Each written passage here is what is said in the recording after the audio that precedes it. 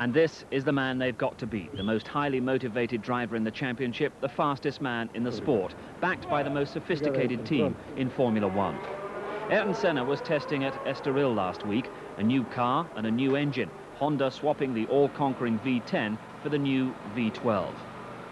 Now, Senna is not a man to give glib platitudes about a new season. His direct assessment of the winter's development made uncomfortable listening for a super-efficient team like McLaren, and was especially embarrassing for Honda. We developed the V12 engine last year for quite a few months. The last time I drove it was here at Estoril back in October, and the engine had a good performance already then. And thinking that between October and today there were quite a few months, there was a program established by the Honda engineers, some targets to be achieved in terms of reliability, output power, drivability. And now that I come back after all those months to drive the car, we clearly are not there. I discussed with the Honda engineers, they acknowledge it, they know it. It's not a secret, they know it. They have the figures from their test bench data. But we all know, and we are all trying to do our best. And the only difference is that instead of keeping it secret or not telling the truth, I just say the truth openly. And of course that creates a little bit of friction within the system, but there are no problems at all between Honda, myself, or McLaren. The horsepower will come, but what of the world champion's single-minded motivation? Senna reflected last week on an illustration of how that motivation works. In practice at Jerez last year, Martin Donnelly had his horrendous accident, and Senna was confronted with the big price that this sport sometimes demands. And that day, particularly, I was in the pits. The practice was stopped. I hear by different people there was an accident, was Donnelly, was bad, was too bad, was disaster, and I decided to go to the place to see myself. What Senna saw was a crumpled figure with massive injuries from which Donnelly was to miraculously recover. The shocked Brazilian left the scene and contemplated retirement, not from practice or the race, but possibly from the sport. A million things went through my mind, and in the end I realized I was not going to give up my passion, even just having seen what I had seen. And I had to put myself together and walk out, go to the racing car and do it again. And do it again and do it even better than before. Because that was the way to kind of cover that impact that had on me. I was just not ready to give up. As much as I was scared to continue, I was not ready to give up my aim, my target, my objective, my passion, my dream, my life. This is my life. And so I had to go on. This was Senna's stunning qualifying lap hours after the Donnelly accident, which gave him his 50th pole position. A man of such motivation needs to be able to relax.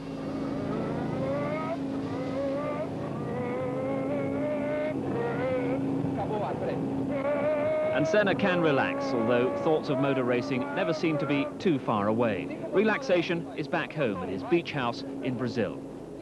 And I have the opportunity there to do water sports, water ski, jet ski, diving, swimming.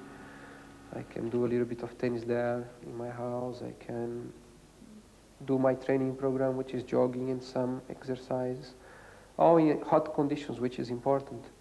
At the same time, I am eating very well. I have a stable life day by day. I'm not traveling, moving around, getting lots of people around me. I am private. I have my family, my girlfriend, kids around me from my family, and it's the perfect environment for you to just get back into a normal lifestyle and to be near to the nature and near to your basis. It's fundamental for you to come back to your own way, your own line, your referencing points, to get back, to get ready then after to the competition, to the fight. That fight can sometimes boil over, notably once again with Alain Prost at the Japanese Grand Prix. Senna accepts that this new disciplinary code might just be aimed at him. If you are ahead most of the time, if you are on pole positions more than anybody by far, if you lead races and laps from races more than anybody by far, you are always focused. You are always the focus of attention of the TV cameras, and by consequence, the world, the stewards, the teams, the spectators, and so on.